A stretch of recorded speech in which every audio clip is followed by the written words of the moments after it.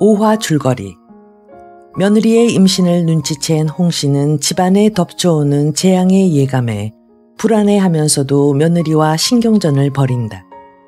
홍씨가 친정에 몇 달간 머물고 싶다는 머릿방 아씨의 청을 거절하자 아씨는 한밤중에 친정으로 도망치려다 전처만을 맞닥뜨린다.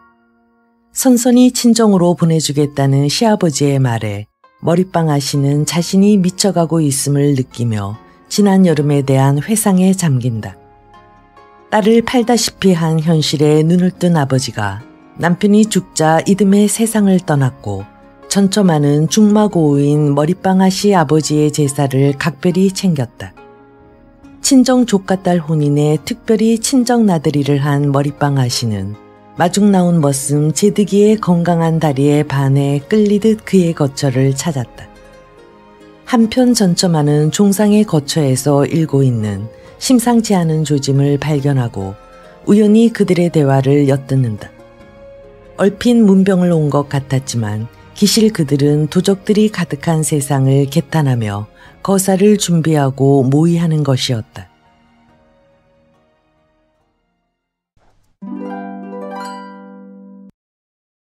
언녀나범이 군불 때는 기척이 나고 얼마 있다가 아랫목이 다시 따끈따끈해지기 시작했다. 억지로 청하면 잠깐 눈을 붙일 수도 있을 것 같았지만 어쩐지 누운 자리가 불편했다. 이리 뒤척 저리 뒤척 하다 말고 벌에 쏘인 듯이 일어난 전처만은 머리맡 문갑에서 광 열쇠를 더듬어 가지고 가만가만 광으로 갔다. 곡간과는 달리 사랑채에 붙은 영감 전용의 광에는 돈깨, 귀한 약재, 묵은 장부 등이 정리돼 있었다. 구들장이 내려앉는 바람에 할 수 없이 작은 사랑에서 광으로 옮겼다고 소문난 돈깨는 무쇠 장식이 중후하고 나뭇결이 우아하고 길이가 한 길은 됐다. 영감은 도둑질 하듯이 소리 안 나게 조심하면서 자물쇠를 따고 안에서 돈주머니를 꺼냈다. 몫을 지어놓은 건지 편의상 그렇게 한 건지 돈은 여러 개의 두툼한 무명자루에 나뉘어서 넣어져 있었다. 그는 그중 작은 돈자루를 들어보고 나서 한 움큼의 돈을 덜어냈다. 반짝이는 은돈이었다. 다시 한 움큼 덜어냈다가 조금 도로 넣었다가 몇 잎을 다시 덜어냈다. 그의 손은 안달을 떨고 있었지만 그의 표정은 결코 안달을 떨고 있는 표정이 아니었다. 그가 여지껏 경험해보지 못한 복잡스러운 감정이 남마처럼 갈등하고 있었다. 그의 손에 안달하고 있는 건 돈의 액수가 아니라 무게였다. 그는 마누라나 하인들의 구설수에 오르내리지 않고 무사히 이 집을 빠져나갈 수 있는 알맞은 부피와 무게를 헤아리느라 그렇게 안달을 떨고 있었다. 마침내 한 자루의 돈과 작은 돈꼬리를 가지고 광을 나오는 그는 몹시 지치고 슬퍼 보였고 야윈 뺨에는 젖순꽃조차 나타나 보였다. 그는 돈꼬리의 밑바닥과 둘레를 백지에 싼 홍삼으로 두르고 작은 돈자루로 가운데다 심을 받고 나서 역시 홍삼으로 위를 덮었다. 뚜껑을 덮고 나서 돈꼬리를 몇 번 들어보는데 그만이가 문 밖에서 새순물 대령했다고 아뢰었다. 개 좀 섞어라. 전처만은 무슨 생각에서인지 그만이를 불러 세웠지만 잠시 머뭇거렸다. 예, 그만인 잘못한 것도 없이 대죄드리는 신용을 하고 서 있었다. 이걸 들어보겠는. 전처만은 아부하듯이 웃으면서 돈고리를 그만이에게 내밀었다. 그만이는 영감이 그녀를 면대하고 웃음을 보인 게 처음인지라 황공에서 어쩔 줄을 모르고 그걸 들었다. 머릿방 아씨 친정 나들이 길에 보낼 홍삼이다. 내가 이고 갈 수 있겠는. 쇳내가 이까짓 걸 못 인다굽쇼. 이까짓 걸요. 그만이는 돈꼬리를 번쩍 들어 머리에 이면서 이렇게 호들갑을 떨었다. 그녀는 마주 보기만 해도 간이 오그라드는 주인 영감이 부드러운 목소리로 긴 말을 시킨 게 도무지 믿기지 않아 정신이 없었다. 홍삼 아니라 바위 덩어리라도 일하면 일 것인데 구구하게 설명을 하다니. 무겁지 않겠는. 무겁긴요. 쇳낼 어린애로 아시나 봐. 너도 다 자랐구나. 그럼 오늘 아씨 친정 나들이 가는데 내가 그걸 이고 모시고 갈 수 있겠는. 언년네는 수다스러워서. 영감은 나중 말은 입속에서 우물거렸다. 그러나 그만이는 그 말도 놓치지 않았고 속으로 자기가 특별한 신임을 받고 있는 듯한 만족감을 느꼈다. 그럼 그리 알고 채비를 차리거라. 그리고 마님께 오늘 아침은 안에서 들겠다고 전갈해라. 그때 널 심부름 보낼 것을 마님과 의논할 테니 넌 가만히 있거라. 알겠는? 그만이는 기뻐서 긍정긍정 뛰면서 사랑 모퉁이를 돌다 말고 고개를 갸우뚱한다. 못일 만큼 무겁지는 않았지만 무슨 홍삼이 그렇게 다부지게 무겁담 하는 생각이 들었다. 그러나 곧 언년네처럼 입이 가벼우면 안 될 것 같아서 그 생각을 속에 담아 넣어두리라 다짐했다. 태희매미를 오늘 친정으로 보내기로 했소. 오랜만에 안에서 아침을 들고 난 영감은 조금도 의논성스럽지 않게 일방적인 선고를 했다. 이럴 때 홍씨는 너무 심하게 무시당한 것 같아 분하고 억울했지만 감히 이의를 제기할 엄두도 못 냈다. 의논성스럽게 굴어도 결국은 영감의 뜻대로 되는 게 상례였지만 더구나 영감이 일방적으로 그렇게 매몰차게 나오면 꼼짝도 못하고 따르는 게 그들의 오랜 버릇이었다. 너무 갑작스럽지 않으시니까. 홍씨는 겨우 이렇게 한마디 했다. 갑작스럽긴 늦었지. 그 애가 신앙고난 아픈 게 어디 어제 오늘 일이오. 친정에 갈 때마다 이고지고해 보냈는데 아프다고 어드럽게 빈손으로 보내니까 남 보기에 병든 며느리 내치는 줄 알게. 그런 걱정 안 해도 돼요. 내가 사랑해서 그만한 채비는 했으니까. 사랑해서 채비를 하시다뇨. 사랑해서 떡을 치셨단 말씀이시니까. 병든 아이한테 떡이 아랑곳이오. 홍삼을 상품으로 한 동고리 담아놨소. 홍삼을 한 동고리 짝씩이 나요. 또 그 인색한 소리. 우리 형편에 홍삼 그만큼이 뭐가 그리 대수롭다고. 그앤 우리 집 맏며느리가 아니오. 그래도 그렇죠. 그의 친정에 보내는 건 늘상 제가 챙겨왔는데 저한테 의논 한마디 없이 사랑해서 혼자 챙기실 게 뭐이시니까. 야속합니다요. 안팎에서 수선 떨만한 일이 아니잖소. 그만 일을 보낼 테니 그리하시오. 전영감이 봉의 눈을 뜨고 두 말도 못하게 못을 박자 홍씨는 분해서 벌떡벌떡 하면서도 아무 말도 못했다. 영감은 그 자리에서 며느리를 불러 친정에 가서 몸이 다 나을 때까지 조리를 잘하라고 일렀다. 그제서야 머리빵 아씨는 새벽에 사랑 모퉁이에서 만난 게 헛것이 아니라 그 무서운 시아버지의 틀림이 없었구나 생각했다. 더 믿을 수 없는 것은 그 어려운 분한테 감히 그런 말을 할 수 있었다는 것이었다. 한장을 해도 분수가 있지. 아씨는 마치 남의 일 보듯이 이렇게 개탄했다. 그녀는 자기가 벼르거나 꾀한 바가 전혀 없이 저질러진 일에 맞닥뜨릴 때마다 마치 생소한 남이 저지른 일인 양 순간적으로 무책임해지곤 했다. 제득이 따위하고 엉겨서 같이 잔 것을 어떻게 자기가 했다고 믿을 수 있겠는가. 더군다나 그때 경험한 쾌락은 짐승의 것 같기도 천상의 것 같기도 할 뿐 도무지 자신의 몸을 빌어 지나갔다는 게 믿기지 않았다. 아씨는 자기에게만은 더럽고 황홀한 쾌락의 불씨가 처음부터 없다고 믿고 있었다. 없는 불씨에 불을 당겨보려고 생전에 허약한 남편이 허구한 날 명을 재촉하는 걸 당하고도 그녀는 지겨워했을 뿐 미안해하지는 않았다. 남편이 죽은 후 수절할 자신이 있었기 때문이었다. 나들이 채비를 하고 나온 머리빵 아씨가 안방에 들러 시어머니에게 큰절을 했다. 영감에 대한 화가 아직 안 풀린 홍씨는 고개를 외로 꼬고 앉아 며느리를 거들떠도 안 봤다. 아씨는 멍하니 서 있었다. 하회를 기다리는 것도 비위 맞출 말을 생각하는 것도 아닌 것이 아씨는 혼자 있을 때처럼 넉나간 표정이었다. 옷 보따리를 들고 웃방에 대령하고 있던 그만이가 조바심이 나서 뭐라고 한마디 채근을 하려는데 홍씨가 획 고개를 돌렸다. 시상해. 내 몸이 왜 그렇게 깍지동 같는?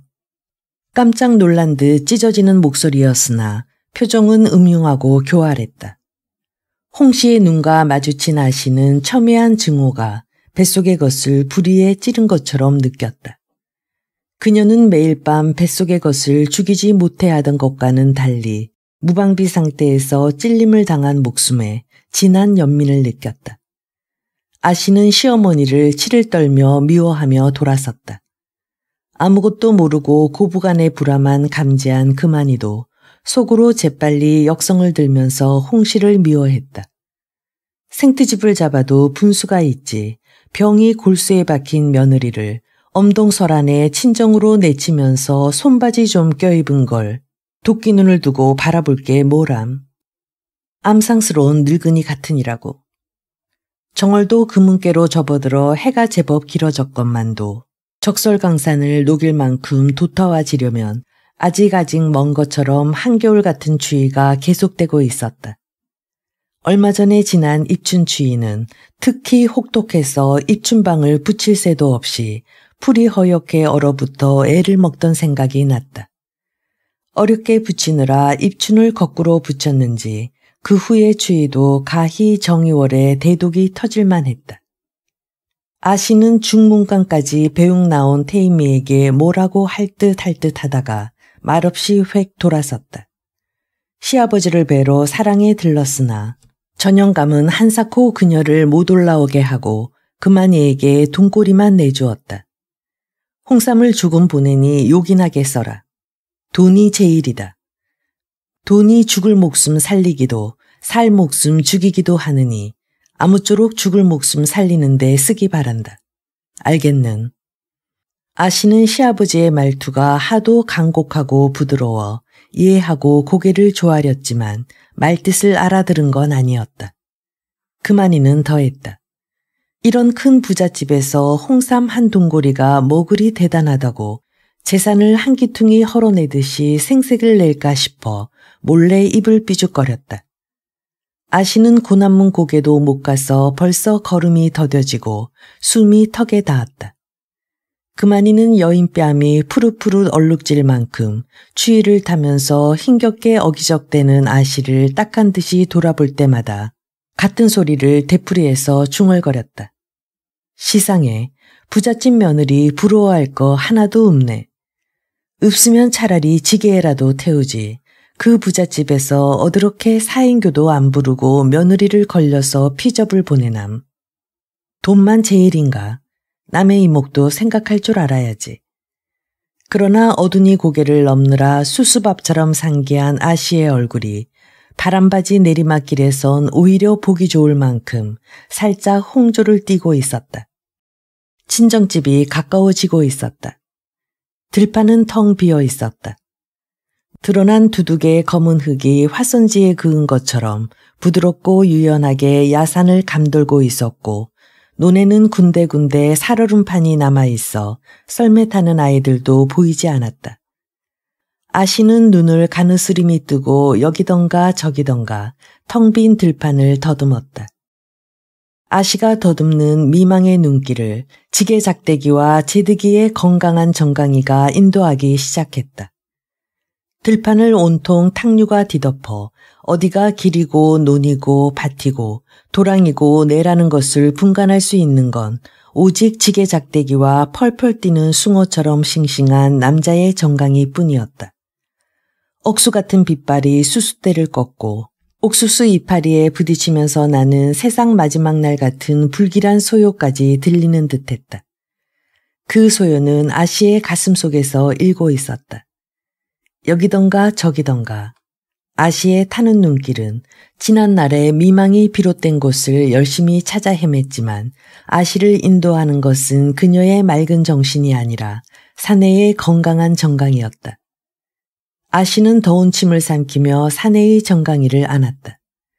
싱싱하고 건강한 줄만 알았던 사내의 정강이가 단새처럼 뜨거웠다.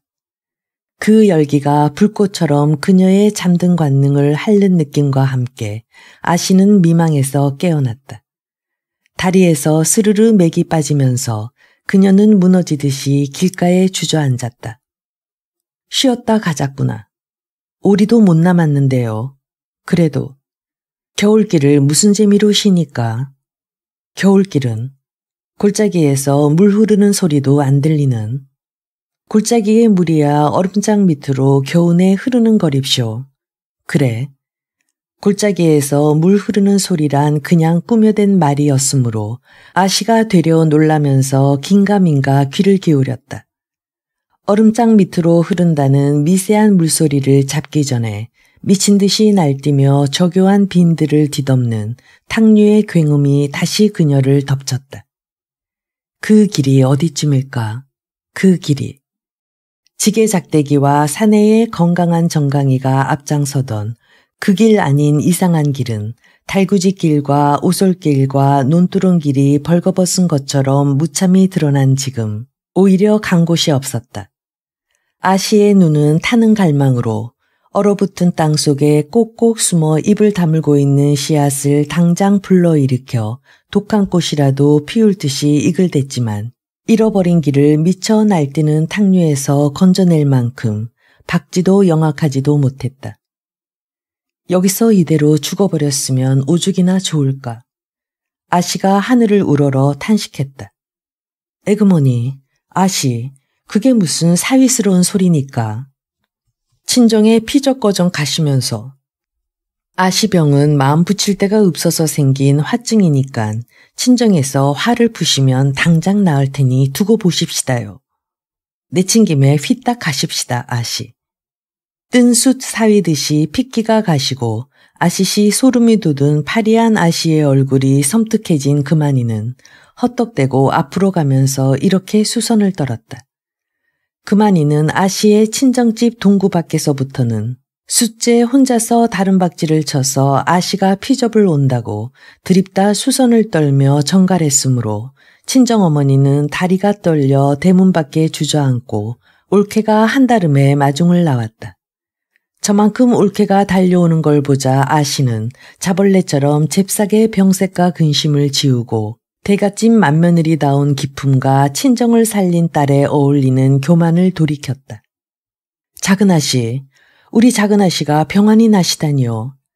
꿈자리 한번 뒤숭숭한 적이 없었는데 이게 웬 청청병력 같은 소리니까.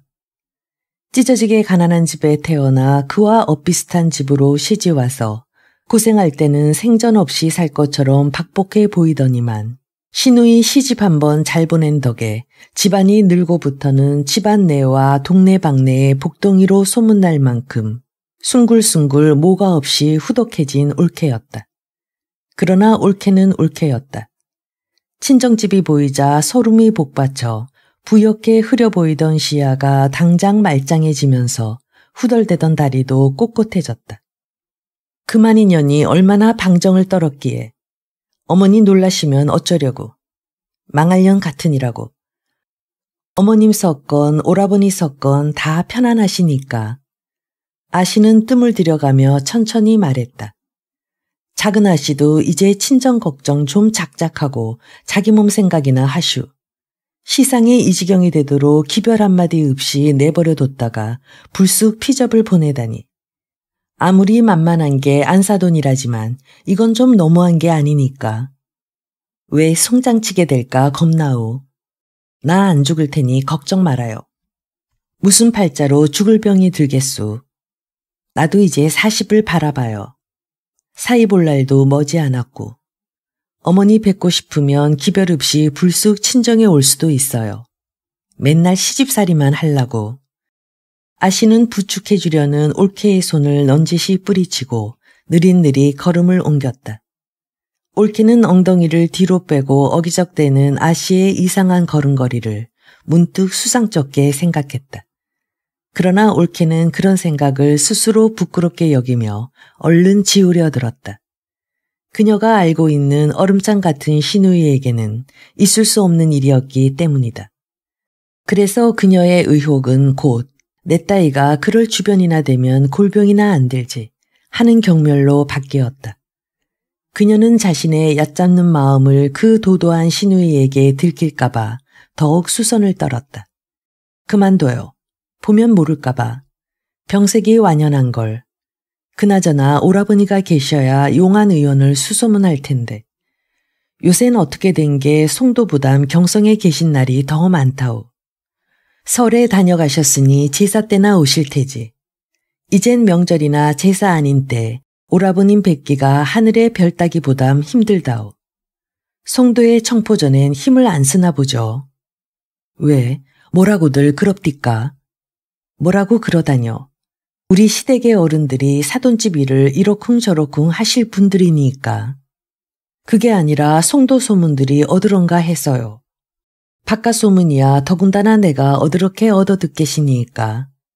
집안 하인들의 부뚜막 공론 한마디도 모르고 사는 주제에. 아씨는 자조적인 것 같으면서도 거만하게 말했다. 작은 아씨는 워낙 자기가 좋아서 기맞고 사는 사람이니까. 그렇지만 친정일 좀 귀담아 들어둔다고 어둠애가 어드럽게 되니까. 옳게는 시누이가 지금 꼴이 말이 아니게 상해가지고 피접을 오고 있다는 걸 잠시 잊고 당치 않은 원망을 한다. 장상일이야 오라버니가 어련히 알아서 하려고 그까지 소문을 다 모아드리려고 그래요. 오죽 답답하면 이러겠시니까.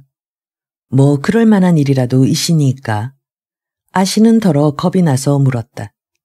아씨는 그녀의 희생이 억울하지 않은 유일한 결과인 친정의 물질적 안정이 흔들린다는 건 상상해 본 적이 없었다. 친정의 평화는 그녀의 희생을 받쳐주고 있는 받침대 같은 것이어서 그것이 흔들리는 걸 견딜 수 있을 것 같지가 않았다. 더군다나 지금은 그 품 안에서 살 길이든 죽을 길이든 찾으러 오는 길이 아닌가. 우선 쉬고 싶은 갈망을 딴 걱정 때문에 좌절당할 수는 없었다.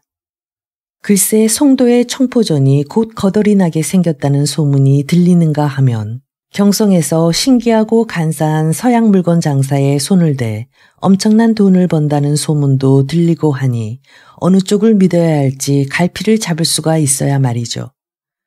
근데도 나더러 더 뜬 소문을 모아드리지 않는다고 탓을 하시기니까. 아씨가 매몰차게 쏘아붙이면서 걸음이 빠르고 당당해졌다. 주저앉았다가 정신을 차린 어머니 박씨가 손살같이 칡간 모퉁이를 돌아 실개천을 건너뛰는 게 보였다. 작은 아씨, 정말 괜찮은 거죠?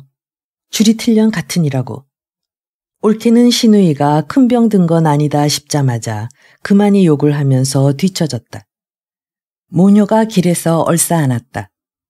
딸이 송도에서도 손꼽는 부잣집 맏며느리가 된 후 늘 스스로운 손님처럼 대해오던 박씨였다. 딸이 청상이 되고도 혼자서만 억장이 무너졌지 정작 딸을 대할 때는 측은해하는 기색 한번 마음 놓고 드러내지 못하고 살아왔다. 그만큼 친정나들이가 드문 딸이기도 했지만 1년에 한두 번 오는 행차는 귀한 음식이나 피륙을 잔뜩 이고진 하인이 뒤따르는 거창한 것이었고 딸 역시 딸로서보다 베푸는 입장을 코에 걸고 차갑고 교만하게 굴었다. 이래저래 속에서 짓눌려온 정과 한과 엉석까지가 병들고 초라한 딸을 보자 한꺼번에 복받쳐 박씨 부인은 울음과 넋두리를 함께했다. 아이고 이 불쌍한 거사.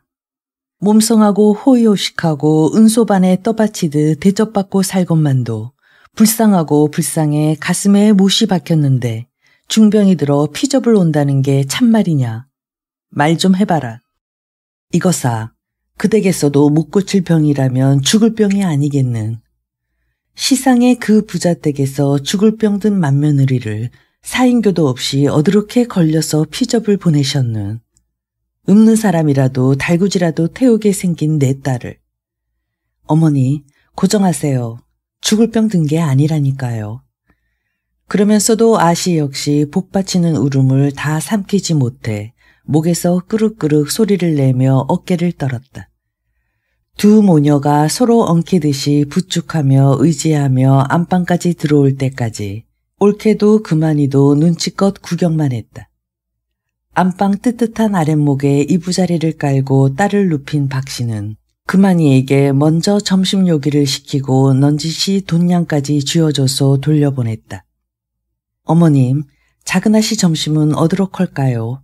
밤죽을 쓸까요? 좁쌀 미음을 골까요? 내가 알아서 할 테니 넌 들어가 있거라. 행여 동네방네 소문 안 나게 쓰리 굴어. 넌 다 좋은데 입이 싼 게 험이거든. 알았는? 박씨는 사위까지 보고 며느리 볼 날도 멀지 않은 같이 늙어가는 며느리한테 이렇게 평생 안 하던 입바른 소리로 무안을 주었다. 별로 속이 깊지 못한 며느리는 다 죽게 된 딸이라도 딸이 오니 득세한 것처럼 저를 구박한다 싶어 실죽해서 제 방으로 들어가 버렸다. 그러나 박씨는 막상 혼자서 부엌에 들어가서는 어쩔 줄을 몰랐다. 진일이고 마른 일이고 일이라면 막히는 게 없는 박씨였다. 죽었어도 일귀신밖에 될 게 없으리라고 며느리한테 흉잡혀가며 사는 박씨답지 않게 바가지를 들었다 놓았다. 솥뚜껑을 열었다 닫았다. 아궁이 옆에서 부직갱이로 땅바닥을 쑤시다가 복국에다 대고 삿대질을 하다가 도무지 종잡을 수 없는 헛손질만 했다. 가슴이 벌렁벌렁 떨리고 손이 여기가 놓이고 저기가 놓여 아무것도 할 수가 없었다. 늙은 게 환장을 해도 분수가 있지. 하필이면 개 마음이 쉬었나. 어느새 망령이 났나. 박씨는 이렇게 자꾸만 그녀를 엄습해오는 괴물스러운 생각과 힘겹게 싸우고 있었다. 참, 이러고만 있을 게 아니라 맞대놓고 물어보지 못할 건 또 뭔가.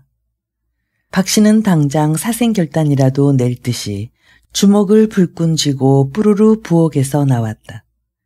마루끝에서 연줄에 사기를 먹이고 있던 막내 손자까지 각설이 떼줬듯이 발을 굴려 멀리 쫓고 안방문을 열었다. 뺨이 여이어 드러나 보이는 광대뼈에 검버섯이 얼룩진 딸의 얼굴을 보자 모질게 먹은 마음은 온데간데 없어지고 다시금 서름이 복받쳐 입을 삐죽대고 섰는데 딸이 눈을 번쩍 떴다. 어머니, 점심때가 겨웠나 봐. 뭐 좀 주세요. 오냐 오냐. 암 먹어야 하고 말고. 뭐가 구미에 당길 것 같는. 뭐든지 해줄 테니까 말만 하려무나. 된 밥에 호박김치나 푹 무르게 끓여주세요. 제육 몇 점 넣으면 참 맛있겠다. 꼴깍 소리가 나게 침까지 삼키며 말하고 나서 돌아눕는 딸을 보고 박씨는 가슴이 천길만길 내려앉는 것 같았다. 저게 정말 죽을 병이 들어 이제 저승갈 양식을 챙기려고 저러지. 적고를 해가지고 된 밥에 호박김치가 아랑곳인가 싶어서였다. 그러나 서둘러 밥을 안 치고 제육 몇 점 썰어 넣은 호박김치 뚝배기를 화로에 얹어놓고 이것저것 밑반찬을 챙기는 사이에 다시 아까의 의심이 흉한 그림자처럼 박씨의 마음을 어둡게 차지했다. 아씨는 어머니가 차려온 점심상을 체면불고하고 아귀아귀 먹기 시작했다. 아씨는 뱃속에 정말 아기가 한 마리 들어앉은 것처럼 한 번 동안 맹렬한 식욕을 도저히 걷잡지를 못했다. 마음껏 포식을 한 아씨는 당장 얼굴에 화색이 돌아 어깨로 숨을 쉬며 골아떨어졌다. 딸의 그런 꼴을 망연히 지켜보던 박씨는 상을 들고 나와서 다시 헛손질을 하기 시작했다. 곡기를 끄는 병자도 죽기 전에 한 번은 저승길 양식을 챙기느라 포식을 한다지만 저리도 달게 저리도 엄청나게 먹을 수가 있을까? 아니야, 저건 저승 양식 챙기는 게 아니었어. 박씨는 그녀의 손을 거쳐간 시부모와 영감의 임종까지를 가물가물한 망각의 저편에서 되살려내 비교를 하려 들었다. 병자가 피접을 오자마자 구미가 되살아났다면 크게 기뻐할 일이련만 망측한 의심 때문에 박씨는 그걸 되려 쉬쉬 감추려 들었다. 암만 해도 저녁도 그렇게 걸신 들린 것처럼 먹을 것 같아 며느리는 아예 근접을 못하게 했다. 전서방도 부족증으로 죽었는데 제 꼴도 어째 부족증 같구나. 부족증은 옵는다니 너는 아는 척도 말고 내 자식 건사나 잘 하려무나. 야속한 건 잠깐이란다. 딸 자식도 자식이라 친정이라고 피접을 온 거 차마 내치진 못하지만 이왕 출가 외인된 거 천금 같은 내 손주에 비하겠는. 이렇게 말하니 워낙 시누이 치닥거리가 달가울 게 없는 며느리인지라 못 이기는 채 그대로 따르는 게 수였다. 아닌 게 아니라 저녁밥도 한 그릇을 개는 감추듯이 비운 딸의 배는 더욱 안암산 만큼 불러 보였다. 저리 잘 먹다가는 앞으로 걷잡을 수 없이 배가 불어나지 싶어 박씨는 애가 달았고 두려웠다. 꿈이었으면, 흉측한 꿈이었으면 싶어 은근히 넓적다리를 꼬집어 보기도 했다. 그러나 두 끼를 연거푸 포식한 아씨는 배가 부른 김에 배짱 같은 게 생겨나고 있었다. 뭐니 해도 친정집이었다. 죽어도 기죽을 펴다가 죽을 수 있을 것 같았다. 피접을 보내시면서 어드럽게 빈손으로 보내셨는 마치 내쫓는 며느리 마냥. 우리도 살만하니까 그러셨겠지만 안 그러던 어른이 그러시니 어째 섭섭하다. 내가 이럴째야 내 마음은 어드럽겠는. 식구들이 다 제 방으로 돌아가고 비로소 모녀가 호젓하게 등장불 밑에 마주 앉자 박씨는 우선 이렇게 운을 떼었다. 어머니도 참 무슨 일 때마다 워낙 많이 바다만 보셔서 동고리짝 같은 건 눈에도 안 띄시나 봐. 그러면서 옷보따리와 함께 밀어놓았던 동고리를 끌어당겼다. 벼랑간 떠났어요. 어제 시아버님께 말씀드렸더니 오늘 당장 허락이 떨어졌으니 뭘 마련할 새가 어디 있수. 그러니까 내가 먼저 친정에 오고 싶다고 말씀드렸단 말이냐. 그렇다니까요. 그리고 저 동고리의 것은 홍삼이라니까 끌러보세요. 보자기에 싼 동고리를 끌어당기면서 박씨는 아이구구 무슨 홍삼이 이렇게 천근일까 엄살을 떨었다. 보자기를 끄르고 뚜껑을 열고 백지에 일일이 싼 홍삼을 들추다 말고 이번에는 소리도 못 내고 기겁을 했다. 왜 그러세요 어머니? 아씨도 어머니의 겁에 질린 시선을 따라 동고리를 넘겨보다 말고 자지러지게 놀랐다. 동고리 안에는 은화가 가득했다. 홍삼은 한 겹 거풀에 불과했고 가운데 심을 박은 돈자루가 아가리를 벌리고 있었다. 등잔불에 요염하게 빛나는 운돈이 가슴 떨리게 두려워서 박씨는 우선 불빛을 가려앉으면서 낮은 소리로 중얼댔다. 넌 이거 사. 쫓겨난 게야. 쫓겨났어. 아이고 내 팔자야. 낮은 소리였지만 가슴에 못을 치듯이 또박또박하고도 모질었다. 아씨도 깜짝 놀라기는 마찬가지였지만 어머니의 목소리는 듣지 못했다. 떠나올 때 돈이 제일이다. 돈이 죽을 목숨 살리기도 하고 살 목숨 죽이기도 하니 아무쪼록 죽을 목숨 살리는 데 쓰라고 간곡히 타이르던 시아버지의 목소리가 듣던 때와는 다른 인자함과 진국스러움으로 다시 들려왔다. 시아버지가 살리기를 바라는 목숨은 두 목숨일까? 한 목숨일까? 아씨는 무너지듯이 자리에 누워 이불을 뒤집어 쓰면서 곰곰이 생각했다. 이왕이면 그것까지 일러주시지 않고. 아씨는 마치 시아버지가 죽으라면 죽고 살라면 살고 뱃속의 것 역시 그분이 죽이라면 죽이고 살리라면 살릴 것처럼 시아버지가 미더웠고 응석까지 부리고 싶었다. 원망밖에 가져본 적이 없는 시아버지에 대한 첫 호감치곤 너무 절절한 것이었다. 넌 겁나지도 않아. 이 애물아. 박씨는 딸이 뒤집어 쓴 이불을 젖히면서 푸념을 했다. 아씨는 평온하게 웃으면서 어머니의 푸념을 듣기만 했다. 박씨는 뭐라고 한바탕 하려다가 문득 머리빵에 신경이 써진 듯 입을 다물더니 한숨만 푹푹 쉬다가 불을 끄고 딸 곁에 누웠다. 제사나 잔치가 끼지 않을 때 친정나들이 온 적이 없는 딸이라 이렇게 호젓이 같이 누워보기가 몇 년 만인지 몰랐다. 박씨는 무량한 감개로 그 횟수를 헤아리다가 딸이 어느새 39개의 마루턱에 다다른 것을 생각하고 그 좋은 나이를 꼬박 말없이 허망하게 넘긴 딸이 불쌍해 생사를 저미는 듯 아프고 쓰렸다. 가엾은 것. 이왕 잘 참은 것 조금만 더 참지. 조금만 더 참으면 나이가 약이라고 꽃피고 잎지는데 무심해지듯 남의 계집 서방 금술 좋아 흥흥대는 게 되레 더러워 보여 눈 씻고 외면하게 되련만 그동안을 못 참고에 되풀이 집착하다 말고 그동안을 못 참은 증거가 어디 있단 말인가 하는 인류의 희망이 생기기 시작했다. 오라버니가 집을 많이 비운다면서요. 서로 잠 못 이루고 뒤척이고 있다는 걸 눈치챈 아씨가 먼저 입을 열었다. 짙은 어둠의 한 자락이 목소리가 된 것처럼 정감이 섞이지 않은 착 가라앉은 소리였다.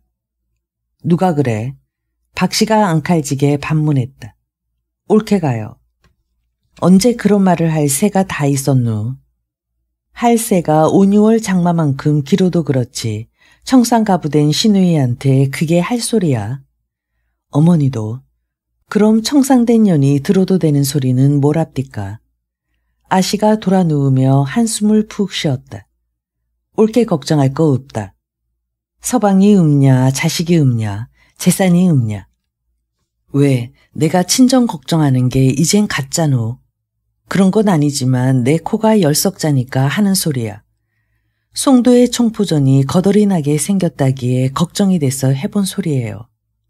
그게 어떻게 마련한 청포전이요? 너희 오랩이라고 그러니지 모를 사람은 아니니 과히 걱정 안 해도 된다. 청포전보다 더 좋은 돈벌이가 경성에 있나 보더라. 경성에선 어드론 장사를 한다니까. 서양배로 들어온 서양 물건 되넘기기 장사를 한다더라. 그게 천국 비담보담 이문이 엄청나다는구나. 경성에 돈 있는 양반네 부녀자는 그 물건에 환장을 해서 부르는 게 값이라니까. 그럼 그 장사에서 부자 안 될 사람 없겠네. 하고 싶다고 다 할 수 있는 게 아니라더라. 살 사람은 많아도 물건 나오는데 뚫기가 어렵다. 너희 오래비가 작년부터 대운이 들었다더니 아마 서양 물건 도가하고 연이 닿았는지 그 장사로 재미를 쏠쏠이 보는 눈치더라. 설에 내려왔어도 곧 솔가에서 경성으로 이사가게 될지도 모른다고 큰 소리 땅땅 치더라. 경성으로요? 그래. 그런 꿍꿍이 속이 있으니 송도의 청포전에 무슨 힘을 쓰겠는. 전 또 올케가 하도 근심을 하기에 무슨 일인가 해서. 걱정도 팔자라더니 너희 올케야말로 팔자가 늘어지다 보니 요샌 괜한 걱정을 사서 하나 보더라. 올해 새해 묵구리 가는데 부득부득 따라 나서더니만 시합 볼 꽤 안 나오냐고 어찌나 조르는지 덕물산 무당이 되려 시합 볼 푸닥거리 해주려고 핀잔을 주었단다. 오라버니가 그럴 만한 눈치라도 보였남. 딴 계집 둔 남자가 제 계집 얼굴 치장하는 걸 어떻게 사드릴까. 여자는 딴 서방한테 마음 두고도 제 서방한테 알랑거릴 수 있다지만 사내는 못 그러는 법이다. 오라버니가 올케 얼굴 치장할 걸 다 사와요. 그렇다니까. 그것도 보통 분이나 연지가 아니다. 서양서 온 거라는데 얼굴에 한 번 바르면 그 냄새가 온 동네에 진동을 한단다. 그 냄새가 좋다는 사람도 있더라만 난 메스꺼려 밥맛이 다 없어지더라.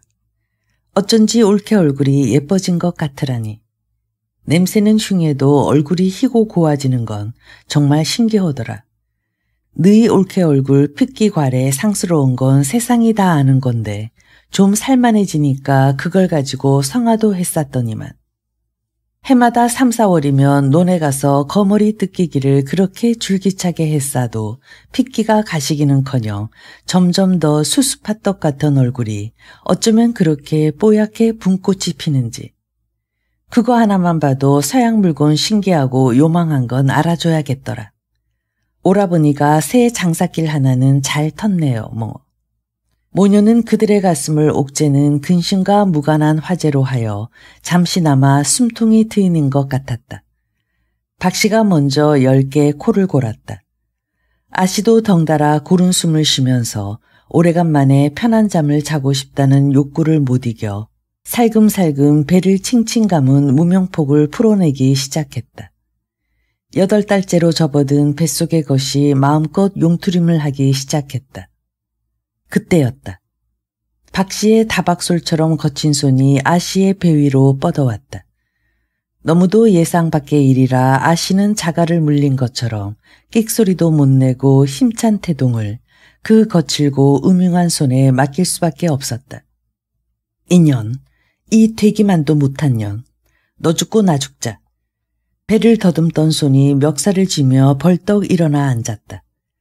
그러나 박씨의 분노와 절망에 비해 목소리는 모기 소리처럼 가늘었다. 역시 가장 가까운 머리빵에 거처하는 며느리를 의식해서였다.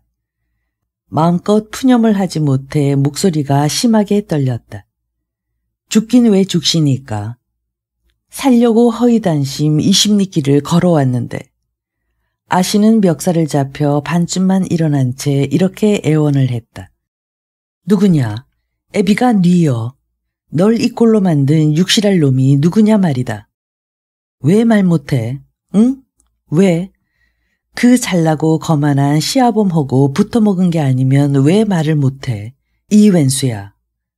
어머니, 무슨 말씀을 그리 모질고 끔찍하게 허시니까. 하늘 무섭겠으리요. 아씨가 떨리는 소리로 어머니를 나무라며 멱살을 잡힌 손을 뿌리쳤다. 박씨는 나동그라지면서 아무리 홧김이라지만 너무했다 싶긴 했다. 그러나 홍삼 동고리에다 은전으로 심을 박아보낸 전영감을 제일 먼저 수상쩍어 했는데 딸의 거동으로 보아 그 하늘 무서운 의혹은 거의 풀어진 것 같아 우선 마음이 놓였다. 그럼 누구라 널 이 지경으로 만들었는? 어느 놈이 그 점잖은 때 12대문을 지나 너를 욕보였느냐 말이다. 이 웬수야, 그놈이 감히 너를 넘보았기로써니 어쩌자고 잠자코 당해. 이 미련한 웬수야, 혼자 사는 외딴 집도 아니겠다. 등한꾼이 원식구보다 많은 대갓집에서 악 한 번만 써도 될 것을 어쩌자고 이 지경이 돼가지고 친정으로 쫓겨왔냔 말이야. 차라리 죽어버렸으면 두 집에 우세나 면하지. 이 애물아. 당한 게 아니에요. 그럼 사내가 저한테 당했어요. 뭐라고? 그럼 그 육실할 놈이 누군지도 알겠구나. 니야, 응? 누구야? 아씨는 대답하지 않았다. 박씨가 다시 멱살을 쥐고 흔들어도 끽소리 한마디 안 하고 당하기만 했다. 박씨 쪽에서 먼저 지쳐서 손을 놓고 헐떡댔다. 소리내어 푸념을 하는 것보다 소리를 죽이는 게 훨씬 더 힘이 들고 쉬 지쳤다. 모녀가 같이 잠들지 못하고 뒤척이기를 얼마나 했을까. 생전 셀 것 같지 않던 칠흑의 어둠이 쳤다구는 소리에 미미하게 흔들렸다. 어머니, 저 제득이하고 도망칠까? 아씨가 가만가만 그러나 단호하게 말했다. 박씨는 한동안 그 말뜻을 못 알아듣고 멍하니 누워있다가 바늘에 찔린 것처럼 호들갑스럽게 뛰쳐 일어났다. 그럼 그놈이 제득이란 말이냐? 저런 육실할 놈이 있나? 내 이놈을 당장. 말만 그렇게 하고는 엉덩뼈가 물러난 것처럼 앉은 자리에서 헛되게 허이적대다 말았다. 네가 여기 댕겨간 게 작년 7월이었자. 네, 그때부터는요. 정말 내가 먼저 그런 게야. 네, 제득인 그냥 당한 거예요. 듣기 싫다. 그렇잖아도 찔러 죽이고 싶은 판에 역성꺼정 들 건 없다. 계집은 마음에 없이 당할 수 있어도 사내가 그럴 순 없는 법이다. 아씨는 더 이상 자기 변명도 제득이 역성도 들지 않았다. 휘구물에 영창이 밝아오고 있었다. 부시럭부시럭 배를 동이는 기색을 눈치챈 박씨가 복국을 우러러 탄식했다. 아무리 그래봐야 눈 가리고 아웅이지. 때 되면 아람이 벌고 아람이 벌면 떨어지는 게 하늘의 조한데 인간이 그걸 무슨 수로 맞겠는. 다음날 밤이 이슥해지자 다시 부시럭부시럭 배를 감은 걸 풀어낸 아씨가 치마 조거리를 챙겨 입고 밖으로 나가는 걸 박씨는 숨을 죽이고 지켜만 봤다. 가마니 틀과 꼬아놓은 새끼 다발과 지풀 사이에 아무렇게나 나자빠져 코를 고는 제득이는 사람이라기보다는 한 마리의 황소 같았다. 달빛도 없었고 짙은 어둠 속에 가득 깬 건 황소처럼 거칠고 씩씩한 숨결과 지풀 냄새뿐이었다. 여름의 그 끈끈하고 퀴퀴한 냄새를 강하게 기억하고 있는 아씨는 엷은 실망을 맛보았으나 이내 그리운 미소가 떠올랐다. 아씨는 한동안 가만히 웅크리고 앉아 있었다. 자신의 눈이 어둠에 있기를 기다리는 것과 같았고 제드기가 저절로 깨길 바라는 것도 같았다. 거적만 깐 방바닥은 미적지근했고 복국이 낮은 방 안은 외풍 없이 후덥지근했다. 요는 안 깔았지만 두엄더미처럼 더러운 이불이 남아 가슴까지 덮고 있는 걸 볼 수 있을 만큼 아씨의 눈동자가 활짝 열렸다. 아씨가 이불을 가만가만 들쳤다. 바지를 입은 채여서 정강이가 만져지지 않았다. 코 고는 소리가 뚝 그치고 제드기가 벌떡 몸을 일으켰다. 제드기는 아씨를 알아보고는 비교적 침착했다. 아씨, 왜 또 이러시니까? 제드기, 나하고 같이 도망가 주지 않겠나? 아씨, 그때 일은 잊어버리세요. 저도 잊어버렸으니까요. 이 사람아, 내가 지금 홀몸이 아니라네. 그러니 어드렇게 잊어버리겠나. 제드기는 비로소 꿈틀하는 것 같았으나 아직도 이불 속을 더듬고 있는 아씨의 손길을 덤덤하게 뿌리쳤다. 아씨는 무안해하지도 않고 이번에는 제드기의 손을 잡아 끌어 배를 만져보게 하려고 했다. 이보게나, 자네 자식이 내 뱃속에서 허구한 날 꿈틀대고 있네. 머지않아 이 세상에 태어나려고 할 걸세. 한 번만 만져보지 않겠나. 자네에게 여자는 내가 처음이 아닐지 몰라도 자식은 아마 처음일 걸세. 멀리 도망가서 이 자식 낳아 기르며 잘 살아보지 않겠나. 돈은 있네. 너무 갑작스러워 얼떨떨하겠지만 이 자식을 한 번만 만져보면 마음을 정하기가 수월할 걸세. 자, 어서. 아씨는 있는 힘을 다해 제드기의 팔을 끌며 꿀같이 끈끈하고 달짝지근하게 속삭였지만 제드기의 손은 조막손이 되어 안으로만 오그라붙었다. 이윽고 아씨의 몸을 힘껏 뿌리치면서 볼멘소리로 핀잔을 주었다. 아씨도 아씨 나이를 생각하셔야죠. 전 가슴을 넘긴 지가 엊그제께고 아씨는 40을 바라보는데 우리가 같이 살아봐야 몇 해나 같이 살 수 있다고 이렇게 철부지처럼 구시니까. 처지와 가진 것의 차이만 생각하고 감지덕지할 줄 알았던 아씨는 나이를 들먹이는 제드기의 거부를 한동안 알아듣지 못했다. 이윽고 불에 댄 것처럼 갈망의 손길을 오므린 아씨는 무참히 짓밟힌 자존심을 주체 못해 미친 듯이 날뛰었다. 이놈, 이 짐승만도 못한 놈. 날 이 지경으로 만들어 놓고 뭐? 내가 늙었다고. 주제에 젊은 계집 바칠 줄은 알았어. 이놈, 내 놈이 거지가 돼서 돌아다니는 꼴을 보기 전엔 내 눈을 못 감을 줄 알아라.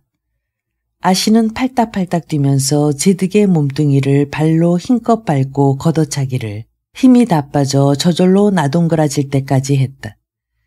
아씨가 겨우 제정신을 돌이켜 후들대며 일어날 때도 제드긴 죽은 듯이 엎드려 팔 한 번 뻗쳐주지 않았다.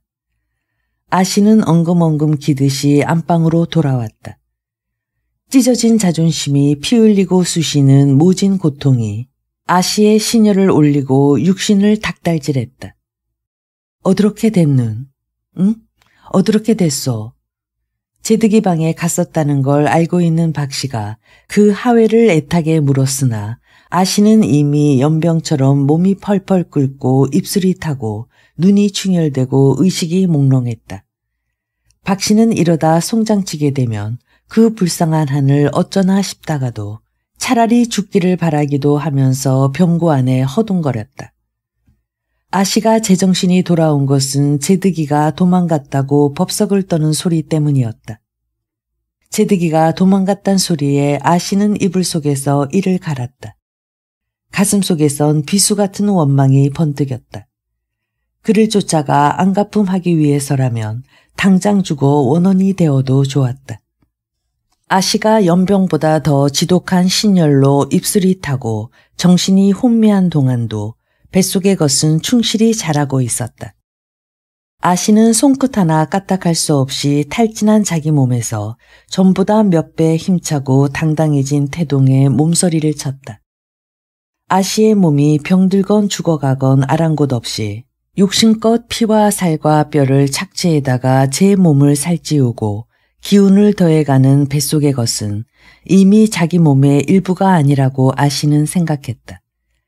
같은 몸끼리 서로 그렇게 무자비할 수는 없는 일이었다. 그건 제득이 그 황소 같은 사내의 일부일 따름이었다. 아씨는 행여나 아기를 뗄 수 없을까? 혹시나 저절로 사그라져 없어지지 않을까 하는 헛된 희망을 버렸다. 아씨는 그 사내가 얼마나 질기고 힘세다는 걸 알고 있었다. 그 사내에 분출하는 생명력이 몸속에 떨군 거라면 그렇게 만만하게 없어질 리가 없었다. 아씨는 배 안의 것에 대한 오랜 사리를 거두었다. 어머니 박씨는 제득이가 하루아침에 온데간데 없어지고 나서야 비로소 딸이 퇴짜 맞았을지도 모른다고 생각하게 되었다. 제득이 방으로 딸이 내려가는 걸 보고도 못 본 척한 것은 박씨 역시 제득이가 딸을 거둬주는 길밖에 없다는 생각에서였다. 참으로 기막히고 우세스러운 일이었지만 제득이의 그 황소 같은 기운과 진국스러운 마음에다 딸이 가져온 한 동고리의 은을 합친다면 어디간들 새 목숨 그리 궁색하게 살 것 같진 않았다. 게다가 세상이 어수선해지면서 경성에서 들려오는 양반네들의 풍속문란한 소문은 하도 해괴해서 돈 좀 있어봤댔자 고작 중인 집의 정상이 친정 머슴과 눈 좀 맞았기로서니 죽을 죄가 될 것도 없다는 배짱 같은 것도 생겨나고 있었다. 박씨는 스스로 의식하지 못하면서 시쳇말로 개화를 하고 있었다. 아씨가 연병을 앓듯이 몸이 불덩이같이 달아오르고 곡기를 끄는 채 생사지경을 헤매는 동안도 박씨는 그 희망을 버리지 않았다. 그동안 제득이도 몸살을 핑계로 제 방에서 꿈쩍을 않고 있어서 저희끼리는 그래도 통하는 게 있겠거니 싶었다. 워낙 하늘 무서운 짓을 저지르려니 미리 한바탕 몸살을 치르는가 싶어 어서 살아나기만 바랐다. 그러나 제득이의 실종으로 박씨가 남산골 샌님 역적 바라듯이 잔뜩 바라던 게 어이없이 무너지자 그의 낙담과 앙부는 이만저만이 아니었다. 그 황소 같은 놈이 무슨 생각으로 굴러 들어온 복을 찾는지 아무리 생각해도 헤아릴 수가 없었다. 박복해도 분수가 있지. 부족증 걸린 신랑한테 팔려가다시피 해 청상이 된 것만도 팔자땜이 모자라 가진 거라곤 몸뚱이밖에 없는 상껏 한때까지 퇴짜를 맞을 건 또 뭔가.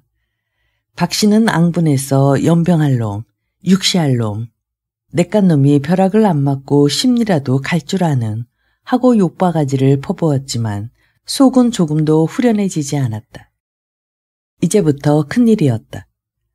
어머니에 반해 아씨의 올케는 속이 깊지 못하고 욕심만 과한 편이라 제득이가 없어진 걸 크게 아쉬워하지 않았다. 세경도 셈하지 않고 몸만 가버렸기 때문에 당장의 이익만 생각하고 기뻐하는 마음도 없잖아 있었다. 세경은 올가을에 6년근을 캐면 현물로 셈해주기로 약조가 되어 있었다. 6년 동안 그걸 바라고 뼈 빠지게 일만 하다가 수확을 몇 달 남겨놓고 도망을 가다니 황소처럼 힘만 센 줄 알았더니 마음이 미련하고 어리석기 역시 황소였다. 올케는 코앞의 이익에 급급하느라 그가 왜 다 된 밥상을 안 받았을까 하는 의문을 가질 겨를도 없었다. 쟤까지 것 없다고 인삼농사 못 지을 줄 알고 남편의 장사와는 따로 또 1년 개량할 만한 농사와도 따로 순전히 그녀 주장으로 부업 삼아 시작한 몇백간 산포가 이제 1000간을 넘고 몇 번 재미도 솔솔히 보았었다. 부업 삼아라곤 하지만 아녀자가 집에서 누에를 치고 길쌈을 하는 것과는 달랐다. 그녀 역시 개성 사람이었기 때문에 산포는커녕 송곳 꽂을 땅 한 떼기 없이 어렵게 살 때부터도 산포에 대한 집념을 가지고 있었고 인삼의 가치를 알고 있었다. 일찍부터 질 좋은 홍삼은 은가 맘먹었다. 청국과 일본에서 가장 탐내는 이 나라 물산이어서 외국으로 가는 사신이나 역관들은 대신 홍삼을 가지고 나가 별의별 진귀한 그 나라 물산과 바꾸어 왔다. 산포를 갖는다는 건 곧 돈밭을 갖는 일이었다. 딴 농사와 달리 6년씩이나 걸려도 별로 지루한 줄 몰랐다. 세월은 사정없이 갔다. 유난히 길게 끌던 겨울도 경칩을 넘기고부터 속절없이 그 매서운 기세가 무너지더니 꽃샘추위도 얼렁뚱땅 걸르고 곧장 봄으로 접어들었다. 겨울 기운이 꺾이자 봄은 걷잡을 수 없이 설치기 시작했다. 가슴이 울렁거리고 얼굴이 화탓하게 화창한 기운이 온누리에 가득 차는가 했더니 순식간에 먼 산이 붉어지고 거기 화답하듯이 뒤란에 앵도꽃 살구꽃이 다투어 피어나기 시작했다. 그 꽃들이 어지러이 낙하지면서 따분하게 괴어있던 공기를 악기처럼 미묘하게 흔들고 아씨가 몸져 누워있는 안방 뒷문 창호지를 햇살보다 더 화사하게 비추었다. 온갖 꽃들이 어우러져 피고 지고 해길이가 마냥 창창해질수록 방속은 으스스하고 침침해졌다. 아씨는 이제 신열이나 아픈 데 없이도 이부자리를 걷지 않았다. 무명폭으로 배를 동기기도 귀찮아서 겨울 솜니부를 두르고 문기적 일어났다 앉았다 하면서 지냈다. 하루하루를 두들겨 보내다시피 지루하게 보내건만도 문득 날짜간 걸 짚어볼라 치면 그 손살 같음에 소스라치곤 했다. 음력 춘삼월은 천지간에 목숨 있는 것들이 고루 바쁜 철이었다. 사람이 1년 개량할 곡식이나 채소는 절로 피었다 지는 산과 들의 꽃들과 달라 때만 타는 게 아니라 사람 손을 몹시 탔다. 그 중에서도 인삼은 더했다. 제득이가 도망갔을 때만 해도 올 가을에 캘 인삼만 생각했는데 그게 아니었다. 캐기 전까지도 손갈 일이 많았지만 묘포에선 본포에 옮겨 심어야 할 묘삼이 자라고 있었다. 본포로 옮겨 심는 데는 3월 중순부터 하순이 적기였다. 본포고 묘포고 간에 제득이의 손이 고루 안 미친 데가 없었다. 산포에 면발을 치고 거들시기도 제대로 모를 어릴 적부터 이 집에 들어와 10여 년 동안에 어디다 내놓아도 뒤지지 않을 착실한 산포 일꾼이 돼 있었다.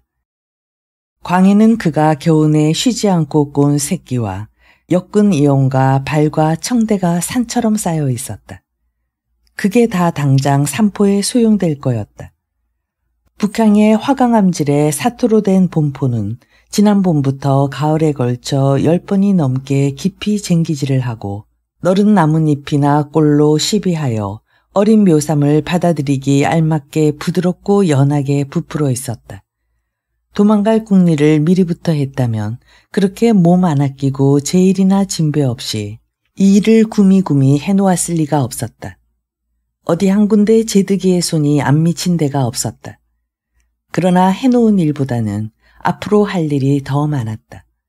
산포에 기둥을 세우고 지붕을 덮는 일 같은 건 일꾼을 사도 되지만 묘삼을 캐는 일과 본포로 이식할 수 있나 없나를 가려내는 일엔 꼭 제득이가 필요했다.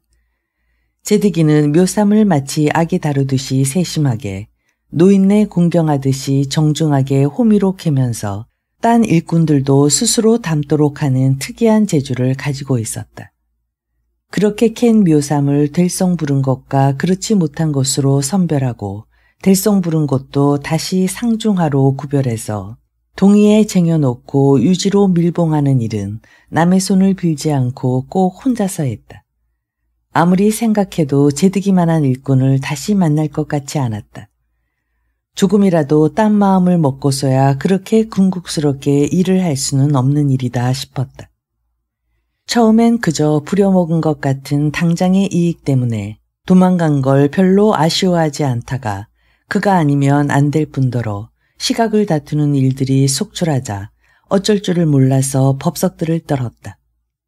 어머니와 올케가 주거니 받거니 믿는 도끼에 발을 찧어도 분수가 있지 그 육실을 할 놈이 우리에게 이렇게 못할 노릇할 줄 누가 알았겠느냐는 둥 그 황소처럼 미육한 놈이 필시 화적대의 겜에 넘어갔지. 그렇지 않고서야 뼈골 빠지게 일한 세경 챙길 새도 없이 도망갈 일이 뭐가 있겠느냐는 둥 찢고 까부는 소리를 아씨는 멍청한 한기로 듣고 한기로 흘리며 먹고 자고 먹고 문기적대기를 되풀이했다. 수다스러운 사람이 흔히 그렇듯이 처음엔 단지 추측으로 화적대의 겜에 빠졌을 거라고 하던 게 제 입방아에서 저절로 화적이 되어 효수나 당하라는 악담으로 변하고 전서부터 그 녀석이 겁없이 벼슬아치나 서울 벼슬아치와 연줄이 다 거들먹대는 시골 향반에게 앙심 품은 소리를 하고 돌아다녔으니 그 심보로 화적밖에 될 게 없을 거라는 확신으로 변해갔다. 올케의 이런 수다도 아씨에겐 별로 충격이 되지 않았다. 제득이가 누군지 잊어버린 것처럼 덤덤했다. 더 이상 배를 동이지도 않았고 어깨로 시근대는 숨결을 감추려고도 하지 않았다. 올케가 제득이 대신 일꾼들 총찰하랴, 제득이 악담하랴, 가랑이와 이박이에 불이 나게 바빠 집안일을 아는 척할 겨를이 없는 게 아씨를 더욱 편안하게 했다.